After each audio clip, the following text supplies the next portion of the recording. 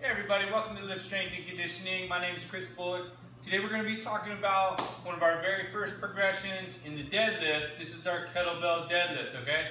So, when we first set this thing up, we want to be about hip width apart with the feet, and we want to make sure that this kettlebell ends up right in between our feet. So I want to make sure that that thing is as close to my center of gravity, my base of support right here as possible, okay? So the further that kettlebell gets away from me, the more dangerous that exercise becomes, okay? So I want to keep that bell right in here in between my feet.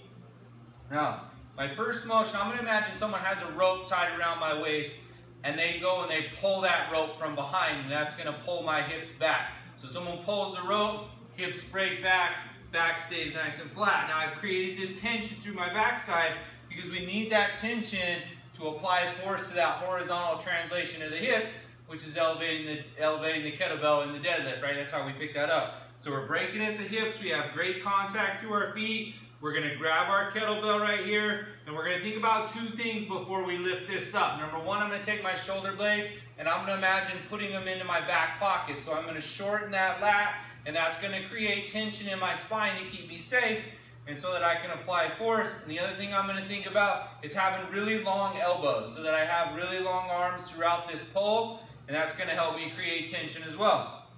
So I'm breaking at the hips, I find my tension here in my backside, grab my kettlebell, shoulder blades go to the back pockets, and then I'm thinking long elbows in this position right here. Or from here, I'm gonna drive my hips through the lift, drive through, and then I'm gonna put the kettlebell back the same way that I picked it up. So I break at the hips, replace it right where it came from.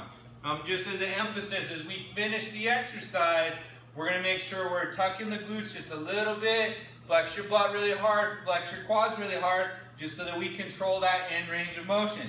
So from a side view, we have our bell here. It's in my center of gravity. I'm gonna break at my hips, find tension, grab my bell, I go shoulder blades into my back pockets with long elbows, and then I'm gonna drive my hips through the lift, finish with my end range of motion right here, locked out knees, butts flex hard, and then return the kettlebell back to the floor. Alright, that's our kettlebell deadlift. Go ahead and give that a shot. Thanks for checking us out.